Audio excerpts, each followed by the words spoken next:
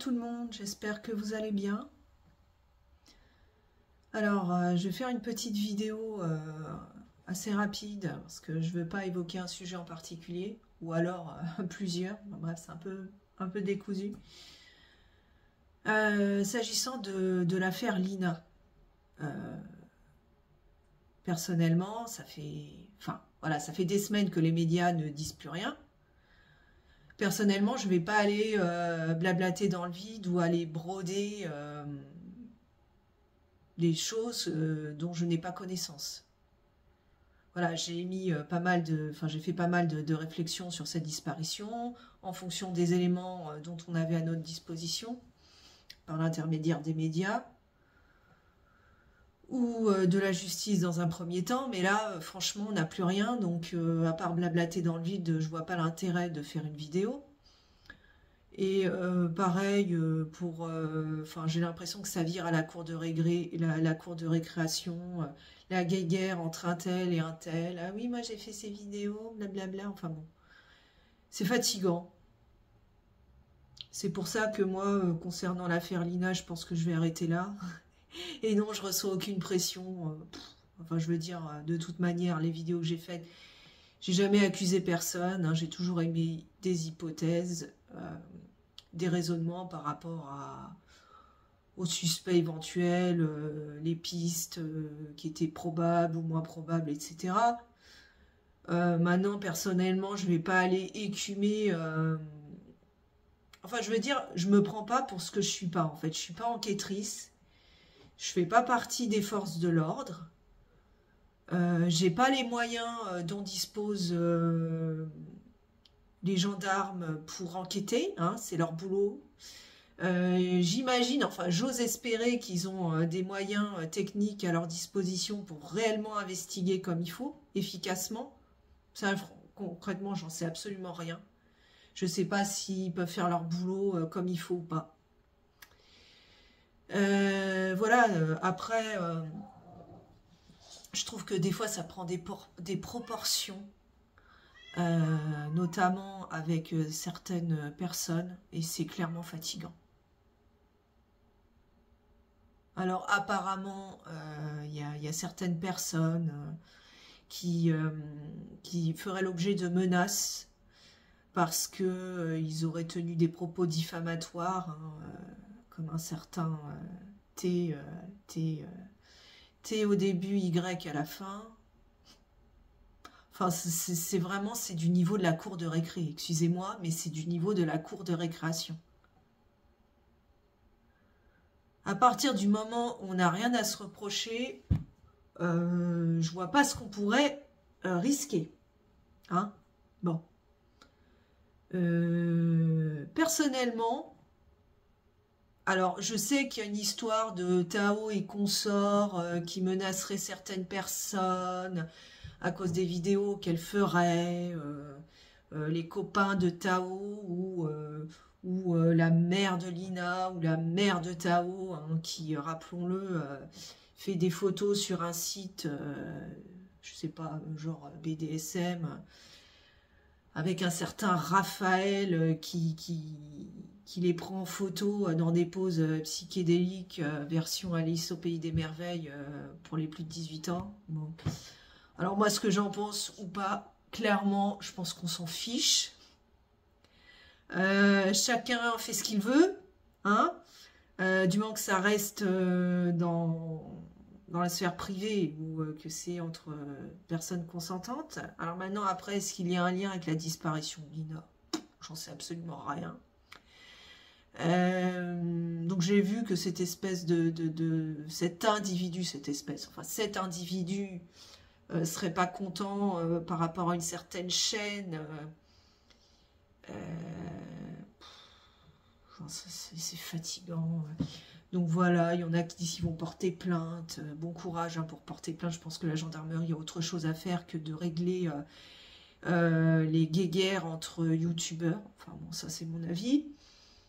Personnellement, j'ai vu qu'il y avait des faux comptes, faux profils qui étaient créés un peu partout sur les réseaux sociaux par rapport à Raphaël ou je ne sais quoi ou je ne sais qui. et notamment sur Facebook. Voilà. Et j'ai notamment eu la surprise de voir que certains extraits de mes vidéos étaient publiés sur un compte qui se revendiquait TPMY, mais en fait c'était un faux compte TPMY. Et on ne sait pas si c'est un fameux Raphaël, le photographe, qui a ouvert ce compte ou pas. En tout cas, j'ai eu la surprise de voir que certains extraits de mes vidéos étaient postés sur ce compte Facebook. Sans mon accord, hein, bien évidemment. Alors après, moi, ça ne me porte pas préjudice, hein, parce que les extraits qui étaient postés, clairement, je diffame personne. Mais ça avait l'air de... En fait, c'était les extraits où je disais que peut-être Lina avait été victime d'un accident de la route, ou que l'ancien maire était peut-être impliqué dans sa disparition, tout en mettant ça au conditionnel. Et en fait, il s'est servi d'extraits de ces vidéos pour les publier sur son compte Facebook. Donc moi, à partir du moment où il n'a pas donné son accord pour publier ces extraits, j'ai fait une réclamation pour violation... comment on dit déjà ? Violation de la propriété intellectuelle, hein. Donc il a bien reçu les messages et il a viré ses réels. Parce que cette personne prend la liberté de publier certains extraits de mes vidéos pour les poster sur son faux compte Facebook. Donc moi, voilà. Donc il a viré, c'est très bien. Il m'a même pas demandé, je sais pas qui c'est ce type, il m'a même pas demandé mon autorisation ni quoi que ce soit. Donc toujours est-il que là il a supprimé ses vidéos, et si jamais il lui venait l'envie de continuer d'utiliser des extraits provenant de contenu appartenant à ma chaîne YouTube, bah, je referai des réclamations. Voilà. Alors moi, j'ai reçu aucune menace, hein, parce que j'ai rien à me reprocher, j'ai diffamé personne, et clairement, personne ne me fait peur. Hein. Mais voilà, je trouve que ça va vraiment loin, ça va vraiment très très loin. Pour ma part, j'ai pas envie de... Alors après, si j'ai des réflexions sur cette affaire de disparition qui me paraissent pertinentes, je vais pas m'empêcher de les poster sur YouTube, hein, il n'y a pas de problème. Par contre, ça restera au stade, bien évidemment, des suppositions. Comme toujours, j'emploie le conditionnel. En aucun cas, je n'accuse directement quelqu'un. Et même si certains paraissent plus suspects que d'autres, on ne va pas se mentir, ça ne reste que des suppositions. Tout ça est à prendre au conditionnel avec des pincettes. Après, je ne vais pas faire le boulot des gendarmes. Personnellement... j'imagine, enfin j'espère, parce que je ne suis pas sûre, qu'ils ont tous les moyens techniques à leur disposition pour faire du boulot efficace. Ce dont personnellement j'arrive un peu à douter. Voilà. Quand on voit par exemple qu'ils exploitent des vidéos, des caméras de vidéosurveillance 1 mois et demi après la disparition de Lina, j'espère, et que certaines ne sont plus exploitables parce qu'ils n'ont pas saisi les données dans les temps, ce qui est quand même dommageable, j'espère qu'ils sont suffisamment rapides et efficaces pour faire leur boulot correctement. Et est-ce qu'ils ont les moyens techniques à leur disposition? Je ne sais pas, hein, clairement, j'en sais rien. Mais j'avoue que je me pose des questions. Après, c'est pas moi, de ma petite fenêtre, hein, avec mes petits moyens, en allant naviguer sur Street View ou Google Earth, qui va trouver le trajet qu'a pris l'éventuel ravisseur de Lina pour dire « Ah oui, il a pris telle route, il est passé par tel chemin, mais si, il est passé par telle route et il est allé à... » J'en sais strictement rien. Après, effectivement, c'est intéressant de faire des vidéos où on montre Street View et Google Earth pour montrer concrètement le trajet qu'a pu effectuer Lina. Et un peu l'environnement aux alentours, les petites routes de campagne, c'est intéressant. Mais clairement, moi, avec mes modestes moyens, c'est-à-dire je bosse pas pour je bosse pas dans les services de gendarmerie, hein. C'est pas moi qui vais trouver quelle route le ravisseur de Lina a emprunté. Enfin, je veux dire, voilà. Bon. Donc oui, c'est intéressant, Street View Google Earth, parce qu'on voit qu'il y a quand même des caméras sur les trajets, mais clairement, après, c'est aux enquêteurs de faire leur boulot, hein. C'est pas nous, c'est pas les youtubeurs qui allons trouver où est passé le ravisseur de Lina, et ce qui s'est passé réellement, évidemment. Et c'est pas, oui, tiens, ah là, il y a une Clio bleue, bon, là, il y a une 206 grise, bon, ouais, ok, bah, c'est bien. Mais je veux dire, enfin, je veux dire, c'est comme chercher une aiguille dans une botte de foin. Au bout d'un moment, on peut montrer l'environnement, on peut supposer le trajet qu'elle a pu emprunter, mais ça reste que des suppositions. Il faut espérer que eux, les enquêteurs, fassent un vrai travail d'investigation. Et j'en viens à douter. Pourquoi j'en viens à douter? Parce que je pense à l'affaire Émile. L'affaire de la disparition d'Émile. Ça fait plus de 4 mois maintenant qu'il a disparu. C'est ça, hein? Juillet, août, septembre, octobre, ouais. Plus de 4 mois. Et récemment, on a appris qu'il y avait eu tout un tas de perquisitions dans le hameau du Haut-Vernay, mais pas que. Aux alentours du Haut-Vernay, mais pas que, en région parisienne, dans le village, comment c'est déjà le village où les grands-parents habitent, là, Bouillabaisse, non pas Bouillabaisse, Bouilladis, un truc comme ça. Ils sont allés perquisitionner chez les grands-parents, dans le Haut-Vernay, mais également là où ils habitent à l'année. Bon, moi, il y a un truc que je comprends pas. Pourquoi ils perquisitionnent maintenant, 4 mois après? J'imagine qu'en début d'enquête, ils ont déjà perquisitionné. Pourquoi ils reperquisitionnent de nouveau? Faut espérer qu'en début... Et ce qui m'a un peu interpellée, c'est qu'on nous a dit, enfin, j'ai entendu comme ça une information passer, ça m'a fait tilter, que au début de l'enquête, ils n'avaient pas fouillé les habitations inhabitées qui se trouvaient dans le hameau du Haut-Vernay. Moi, je pensais qu'ils avaient, dès le début de l'enquête, qu'ils avaient vraiment perquisitionné toutes les maisons du hameau, mais il semblerait que non. Il semblerait que les habitations où il n'y avait pas d'habitants dedans, ils n'aient pas fouillé. Alors là, j'avoue que j'en suis restée comme de ronds de chapeau. Est-ce que à ce moment-là, les enquêteurs avaient toutes les autorisations administratives et judiciaires nécessaires pour mener à bien leur perquisition? Eh bien, c'est pas sûr du tout. Eh oui, parce qu'il faut avoir des commissions rogatoires, j'avais vu passer aussi un truc qui m'avait interpellé. Il disait qu'il fallait qu'ils aient l'accord du propriétaire pour pouvoir perquisitionner certaines habitations.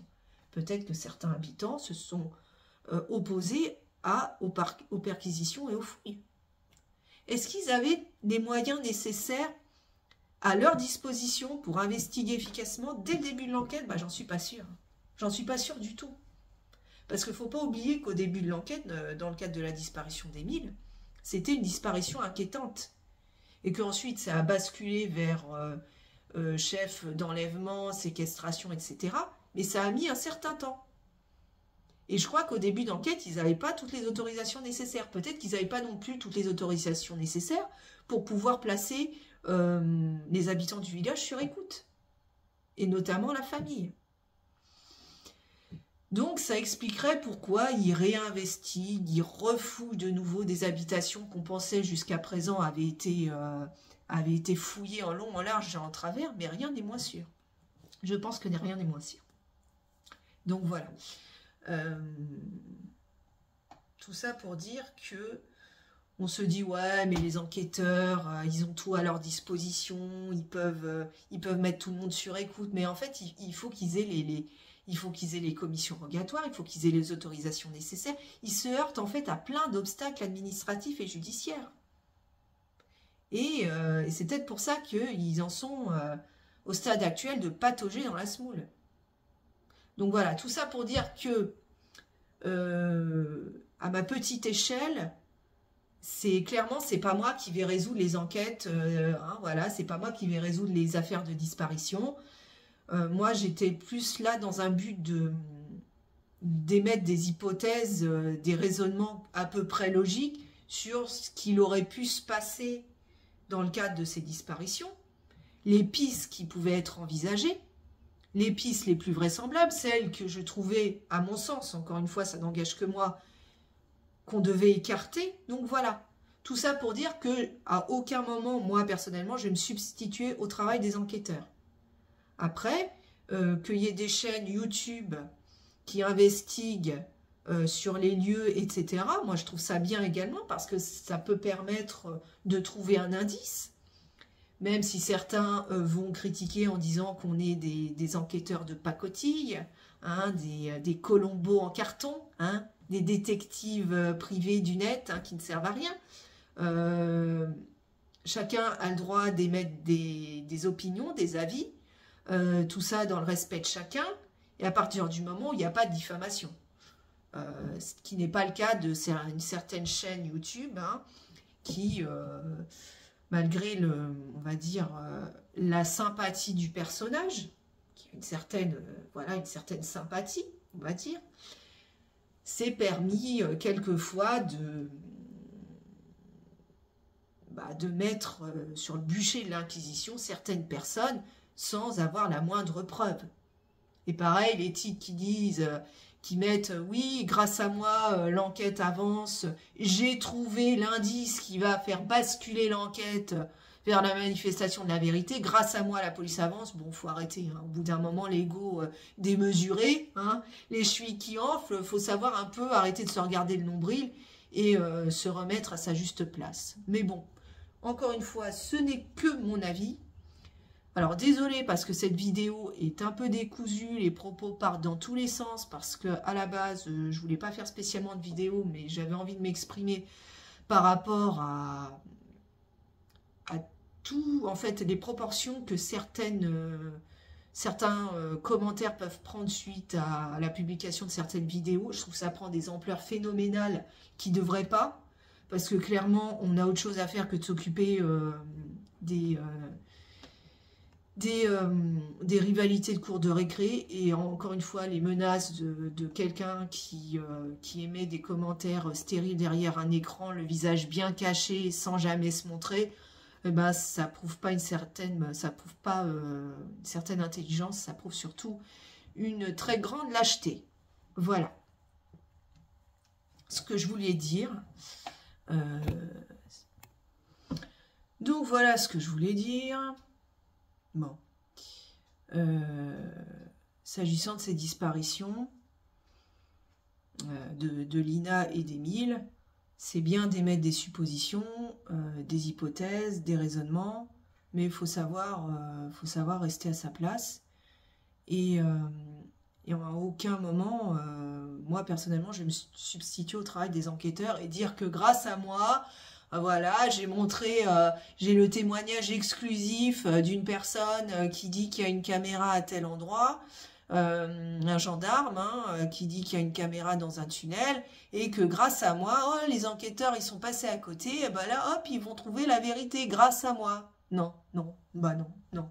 Les enquêteurs, ils ont d'autres moyens à leur disposition pour investiguer. Enfin, j'ose espérer, hein, parce que sinon on est mal barré. Donc voilà, c'est vraiment décousu mon truc, mais bon, désolé. C'était pas prévu, mais franchement, quand je vois certaines proportions avec des menaces, des trucs, je vais porter plainte devant les gendarmes, gna gna gna gna gna, je trouve ça ridicule, personnellement.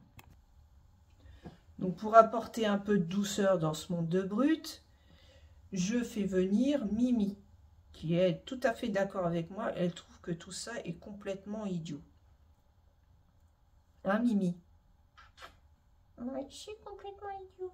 Vous êtes idiots tous à vous exciter pour des choses qui n'en valent pas la peine. N'est-ce pas, Mimi? Ouais.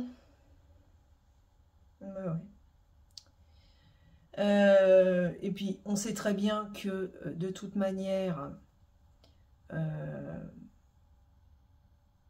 les vidéos qui sont publiées, que ce soit sur les réseaux sociaux ou les émissions de télé, c'est pas la qualité du contenu qui va faire qu'il y ait des audiences élevées. Ce que je veux dire par là, c'est qu'il y a plein de chaînes YouTube qui ont énormément d'abonnés parce que ce sont des vidéos qui surfent sur le buzz, hein, que ce soit comme une certaine émission TPMP, hein, qui est dans le collimateur en ce moment. Donc, c'est pas ce qui fait la notoriété, que ce soit une émission ou une chaîne, c'est clairement pas la qualité du contenu. Il y a plein de contenus qualitatifs qui... Ah, t'es pas contente. Je te pose. Il y a plein de contenus qualitatifs qui n'ont pas l'audience escomptée parce que c'est trop technique, parce que les gens, ils ont besoin de se changer les idées et de se divertir, et qui ne sont pas appréciés à leur juste valeur, et vice-versa.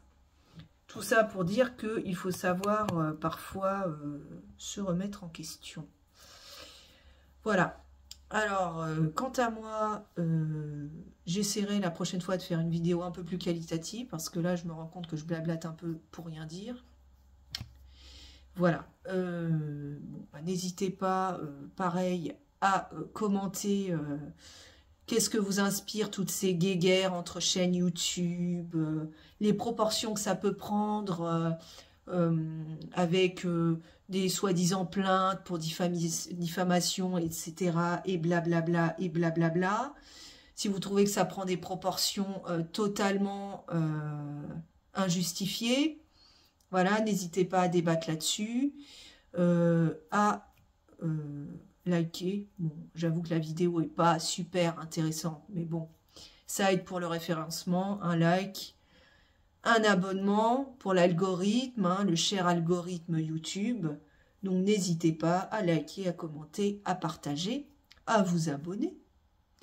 Et quant à moi, je vous dis à bientôt pour une prochaine vidéo qui, j'espère, sera un peu plus intéressante que celle-là. Et d'ici là, portez-vous bien et affaire à suivre.